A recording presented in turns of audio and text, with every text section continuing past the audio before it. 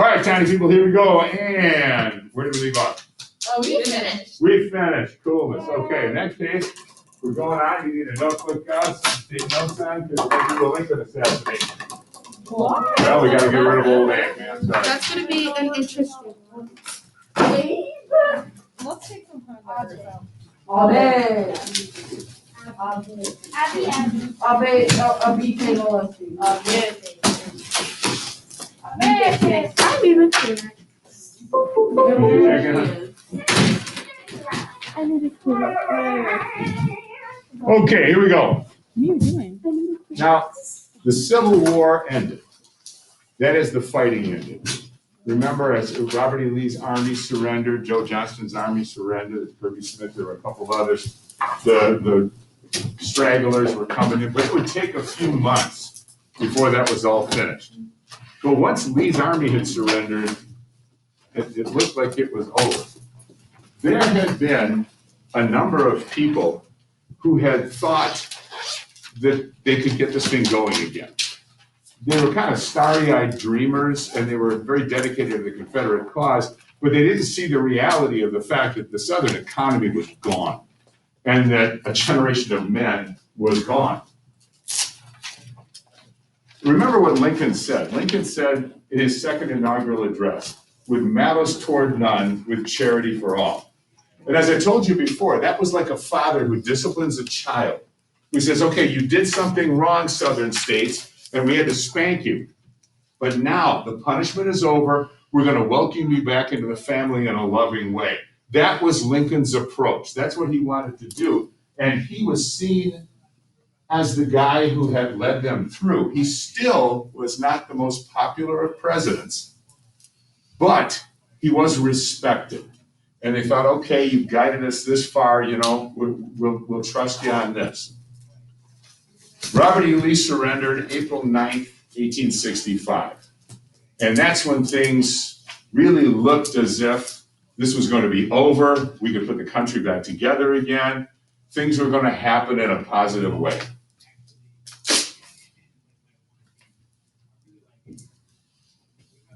On April 11th, just 2 days later, Abraham Lincoln made a Reconstruction speech. Now, let's talk about the word Reconstruction.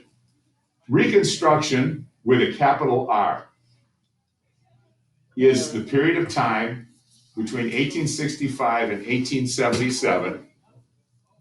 This is really a good thing to write down.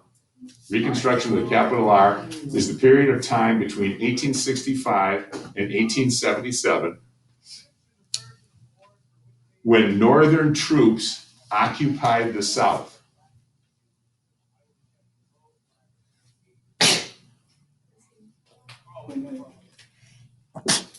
And the South was supposedly rebuilt after the Civil War. Capital C, capital W.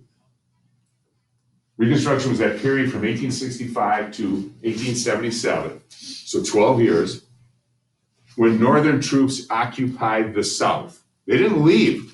Once the war was over, they stayed down there because, remember, the governments had broken down. There was no law. They stayed. The Northern Army, the American Army, was the law down there in the South.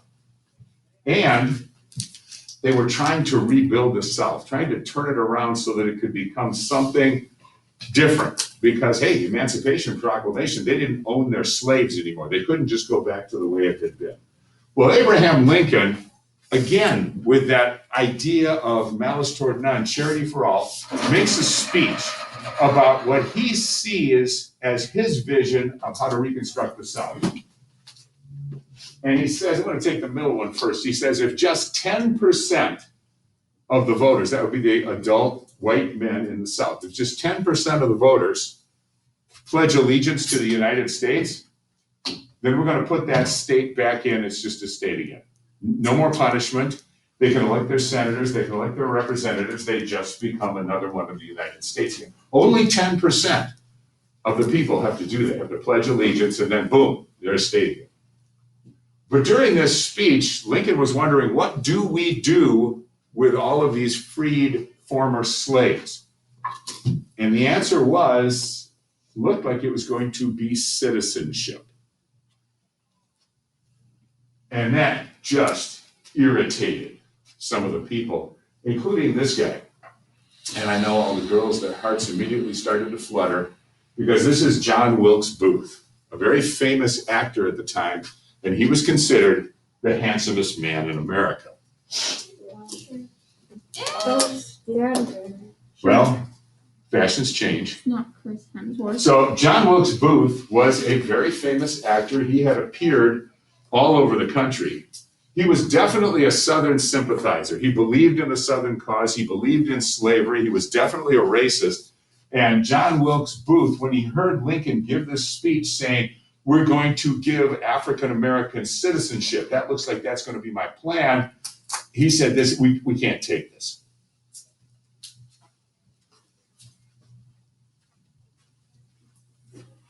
John Wilkes Booth, being this famous actor, he had gathered around himself a host of kind of followers. He had his posse. It's really easy for famous people to get folks to follow them. You know, hangers-on who just want to get some reputation or some credibility themselves because they know somebody who's famous or whatever. There was a fellow named John Surratt, who had become kind of friendly with John Wilkes Booth. His mother, up at the top there, Mary Surratt, she owned a boarding house in Virginia. Now, John Wilkes Booth had not gone south during the war. He had stayed up north and appeared in plays in New York, Philadelphia, Washington, D.C. And he had gathered this group and they kind of come together at Mary Surratt's boarding house. And there were different kinds. I mean, they ranged from fairly smart people to not very smart at all people.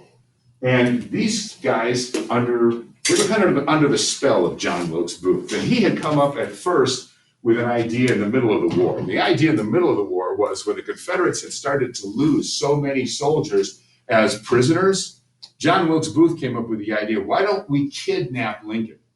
We'll kidnap Abraham Lincoln. And they went so far as to meet with the Confederate Secret Service up in Canada and say, hey, we can deliver this guy to you. We can grab the president. We can hand him over to you. You can hold him as ransom until they release some thousands of soldiers so we can get back on the battlefields. And the Confederate Secret Service, there's some things you don't do. Remember, this is the last of the gentlemen's wars. And they said, no, we're not interested in that. So John Wilkes Booth was kind of rebuffed by them at start. But now, after he hears the Reconstruction speech, he says, okay, the government's kind of collapsed. I got to get this thing restarted. And he says, it's not enough for me to kidnap Lincoln. I need to kill Lincoln. And remember what John Wilkes Booth was. John Wilkes Booth was an actor. And he was going to have some supporting members of his cast. This guy, one of the conspirators, George Atzerodt, was supposed to kill Vice President Andrew Johnson. So they're going to kill the president. Booth's going to do that himself. And then George Atzerodt is going to assassinate the vice president. And then there was another one. You guys get this down? No. It's too fast for you. Okay, George Atzerodt was supposed to kill Vice President Andrew Johnson. In his first term, incidentally, Abraham Lincoln had a vice president named Hannibal Hamlin, but he wanted to bring the country together. He knew the war was almost over. So when he ran for re-election against George McClellan in 1864, Lincoln chose as his vice president Andrew Johnson, who was, first of all, from Tennessee. He had been a senator from Tennessee, and he had remained loyal to the Union. So he's a Southerner. And secondly, Andrew Johnson was a Democrat. So Lincoln chose somebody from the other political party and somebody from the South to be his vice presidential candidate. Because again, that malice toward none, charity for all, he was trying to show, I'm going to bring the country together. How better than to bring in one of their own people? What was your question there, Tom?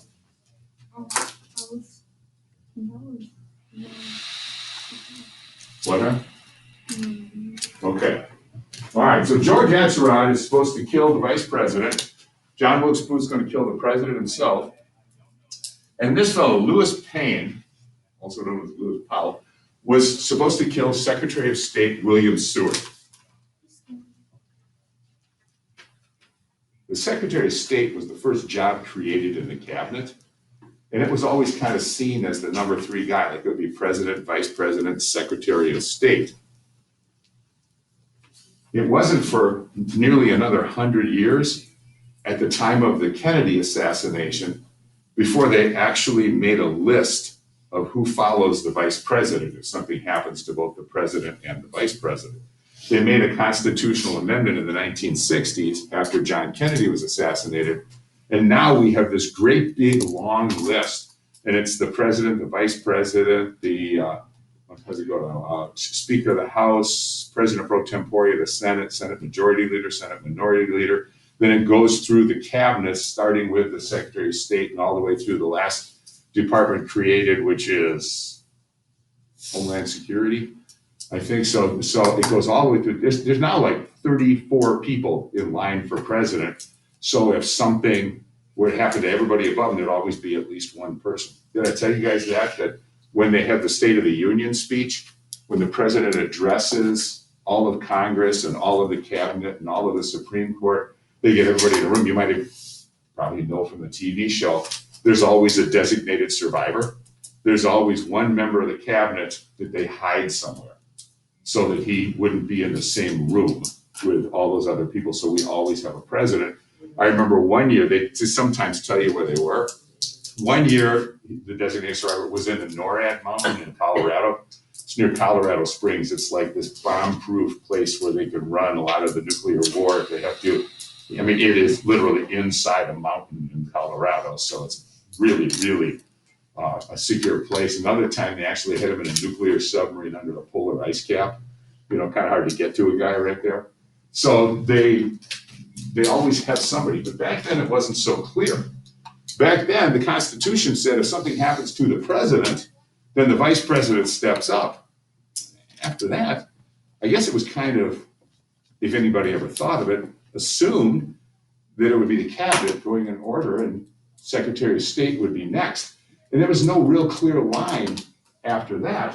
So they wanted to kill all 3. John Wilkes Booth would kill President Lincoln, and George Atzerodt would kill Vice President Andrew Johnson, and Lewis Payne would kill the Secretary of State, William Seward. Now, John Wilkes Booth, he wants to be the star. Remember, he's an actor. And he had plenty of chances to assassinate Lincoln earlier, but he didn't take them because he was an actor. He was kind of an egotist. And so where did he choose to assassinate Abraham Lincoln? In a theater. In Ford's Theater in Washington, D.C. Now, John Wilkes Booth had played in this theater many times. He was very familiar with it. And what people see when they go into a theater is they see the stage all cleared up, set like they want you to see it. But down, underneath in the basement, there's all the costumes and sets from other productions. There's all kinds of mess. Well, he knew how to get through that quickly. Okay, he could move around the theater. He knew exactly where the president would be sitting. And John Wilkes Booth, he's going to be the star. So John Wilkes Booth, he's got his plan all set. Lincoln gets theater tickets. Did you have a question, buddy? Yeah, I was gonna ask how to spell Allegiance.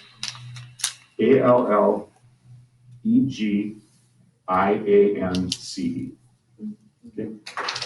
At 10:30 in the morning, Abraham Lincoln and his wife, Mary Todd Lincoln, decide, hey, we'll go to the theater tonight. This has been just a tremendous burden. Remember how different that picture of Lincoln was after 4 years of leading the country?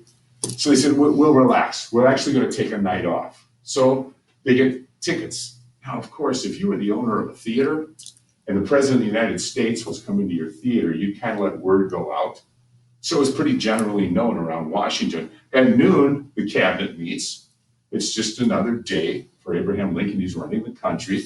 So they meet, they have discussions on what are we going to do next? What do we still have to do to mop up the war? What are we going to do to bring the South back in?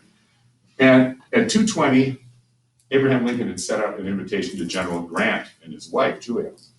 And at 2:20, he gets the notice that, sorry, no, we can't make it tonight. So he turns down the president. And Abraham Lincoln sends invitations to several other people, and they all turn him down. He winds up taking the daughter of an important senator and her fiance, who is an Army major, Major Rathbone, capital Rathbone, capital Rathbone. So finally, they've got somebody that's going to join them in the presidential box. The Lincolns take a carriage ride at 5 o'clock in the afternoon. They're kind of, again, trying to relax after this long and strenuous period. John Wilkes Booth is preparing, though. In Ford's Theater, let me look up here for a second.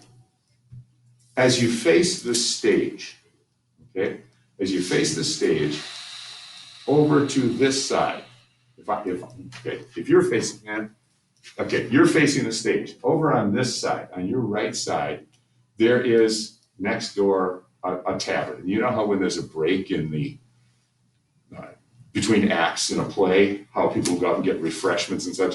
Well, they simply opened some doors that connected them. They could go in there and get something to have for a refreshment. So that's over there. Then, if stage is over here, one would have to come in and go along the back wall, and there's a staircase over on the other side to your left. Climb up there to get to the balcony. And in the balcony, you'd have to go behind all of those seats to come over to a small hallway where there were only two boxes, the presidential box and one other box, just off this little hallway. Now that hallway had a door that opened in. John Wilkes Booth came and he knew this theater, and he went and he measured, and he had cut a board. And that board was exactly the distance from the door that opened up to the opposite wall. So he could put it down there and no one could open the door behind him once he went in to shoot Lincoln. Then he went down, and I don't know if you can see it, it's kind of small, but right above the knob to the door, John Wilkes Booth cut a hole in the door. And he did this so that he could come into the hallway, lock the door, put that board down, then he could go over to the president's box, which would be shut, and he could lean down and he could look through that hole in the wall, and he could see what was going on inside.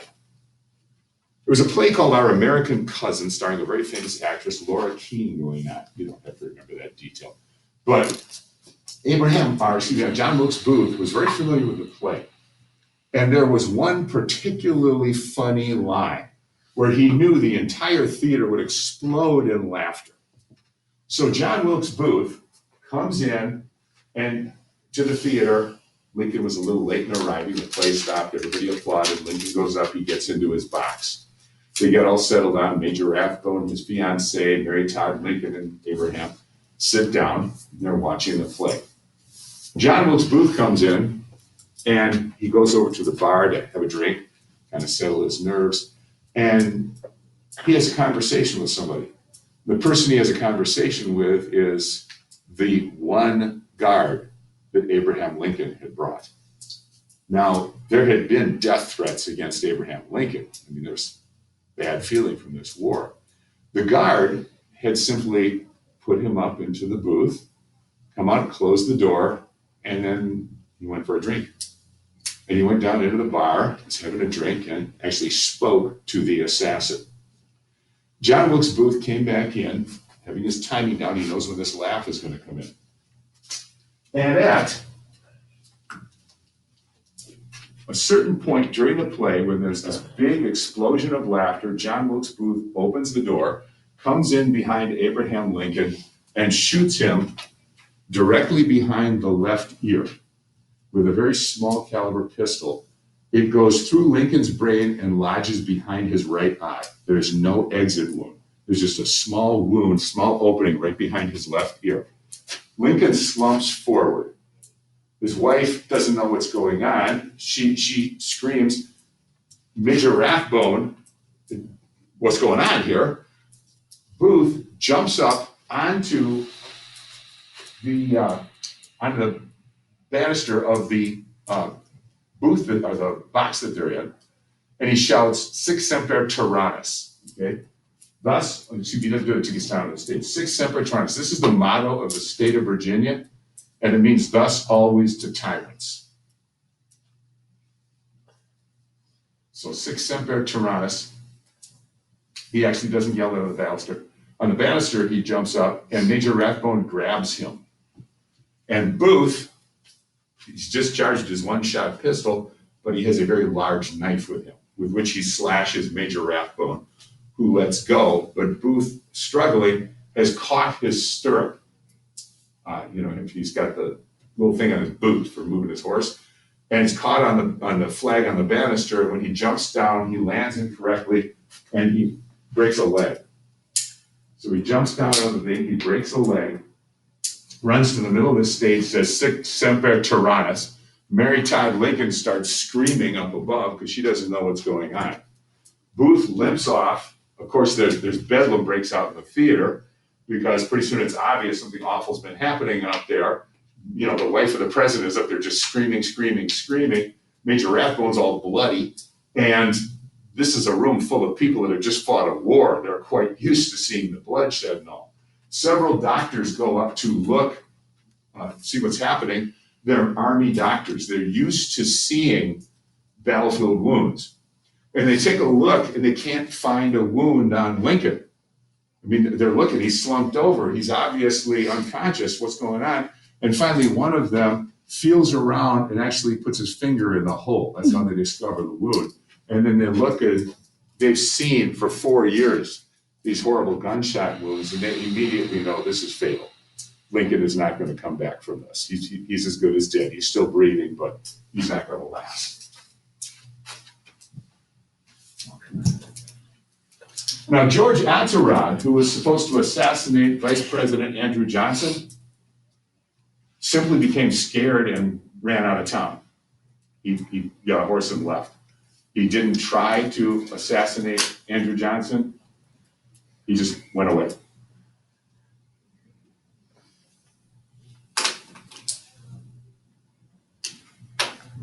And Lewis Payne, who was not the brightest light in the forest, Lewis Payne was a great big strong guy, and he was not very bright. And you can see William Seward there is just a skinny little old man. He's pretty tiny. And he's Talal size. That's probably not far from accurate. He's about Talal size. And we'll give him a guess on a big day there. But he's been sick in bed for a couple of days. And so he's in bed and he's wearing his nightshirt. That's what most men slept in back then, like a long nightgown that a woman might wear today. Okay, so he's wearing his nightshirt. And Lewis Payne comes in and he's got an enormous knife. And he grabs William Seward, he turns him over, and he goes, "I'm mad! I'm really mad!" And he keeps turning him over and over and over. But the guy is so small that he keeps moving him out of the way of the knife. And he's chipping him on the sides. There's a good amount of blood, but he's not hitting the middle of the old man. He's just making him bleed a little bit from the sides. Then there's a male nurse and one of William Seward's sons come in and they chase off Lewis Payne. So he runs off, and William Seward was wounded, but painfully, but not really seriously.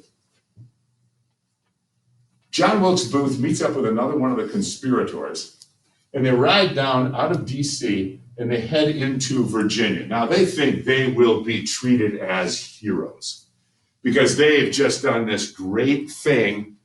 Because again, they've been living in the North and they figure what they heard was Northern propaganda, that really the South is just waiting to rise again. And that this monumental, wonderful thing of assassinating Lincoln is going to just reinvigorate the South and they'll come back and they'll win the war.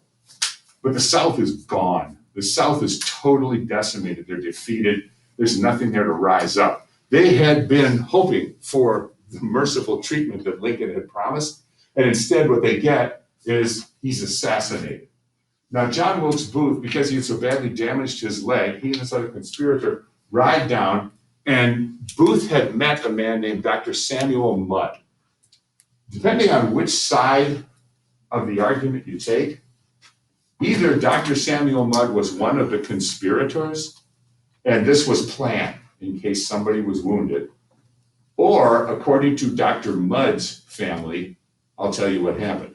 According to Dr. Mudd's family, here come two people in the middle of the night. They bang on the door of the doctor. Doctors got this all the time. You know, no emergency rooms back there. You just go bang on the door of the doctor. One of them has a badly hurt leg. So Dr. Mudd sets it. And then he did what most country doctors did. Then he puts him to bed in one of the rooms of his house. In the morning, he gets up and he goes into town. And again, this is according to Mudd's family. He goes into town and there are soldiers everywhere. And he sees the newspaper that, you know, Lincoln's been assassinated. And he sees they had found evidence. I mean, everybody recognized John Wilkes Booth. He's the most famous actor in America.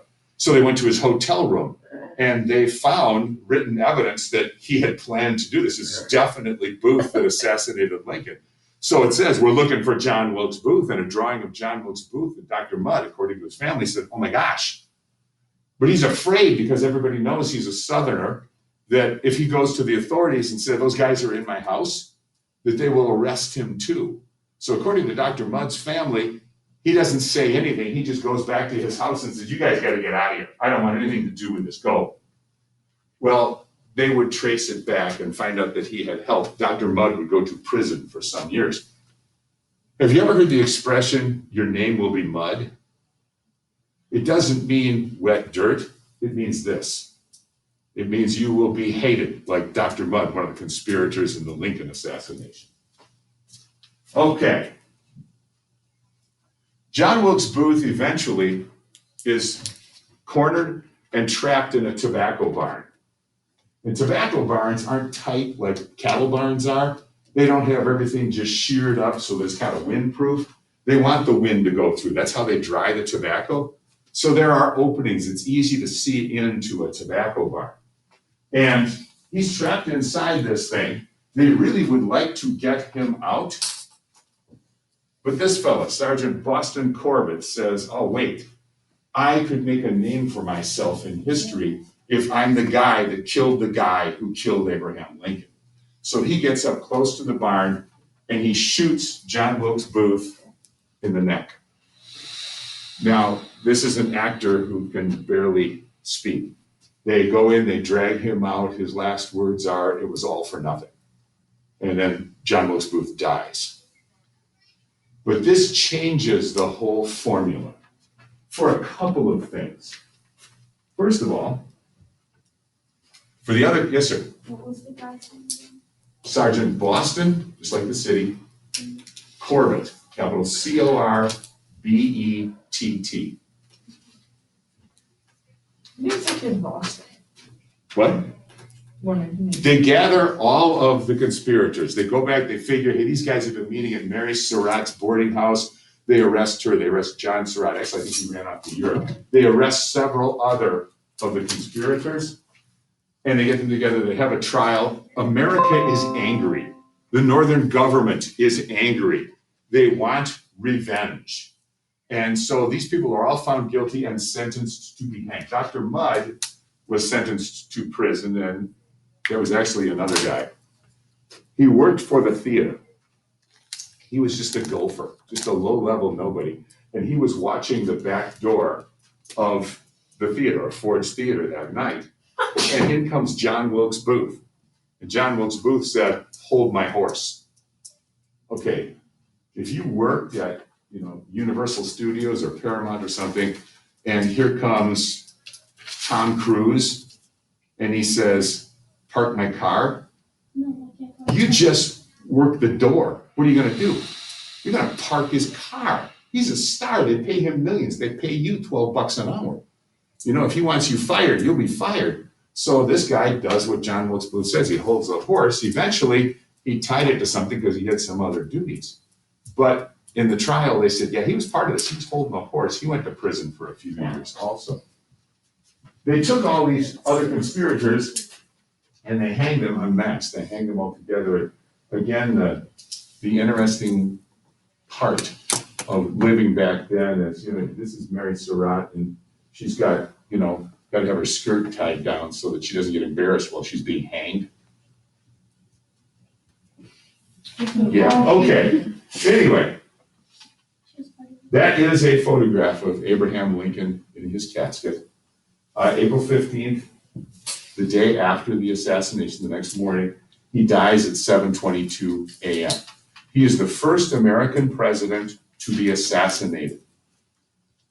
There will be others, but this is the first one. It kind of changes the mood of the country. And it definitely changes the status of Abraham Lincoln.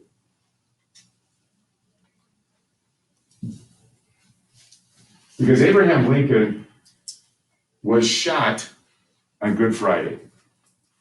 And for those of you who don't know, Good Friday is the day Christ died. Easter is the day he rose 3 days later.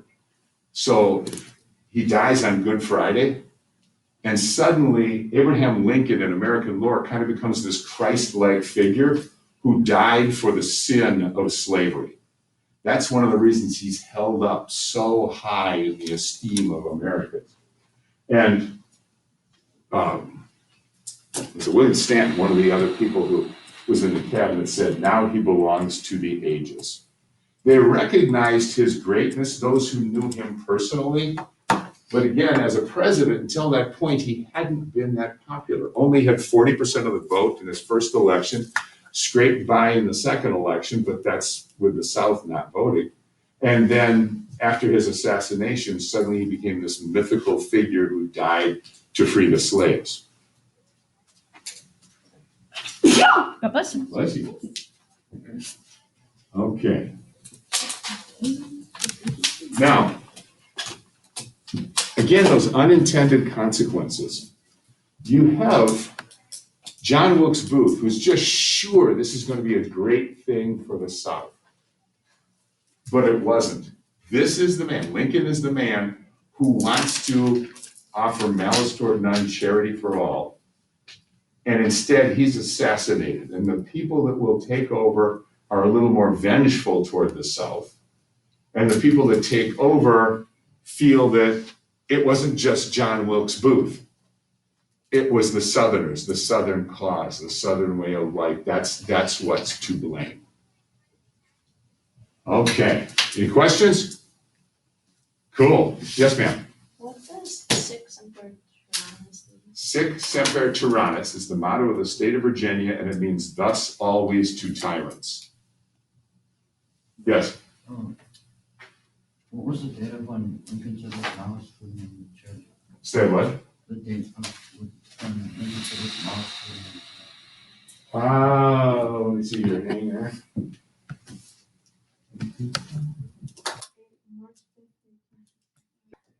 Oh, March 4th. March 4th, 1865. Yes. Who was the major that came around Lincoln? Major Rathbone And was it his fiance? and his fiancee. Yes. How do you spell that? Capital Rathbone. Capital Rathbone. Okay, any more questions? Yes, ma'am. What are the times that there's just another date? The time. You don't have to know that actually, just understand. There you go.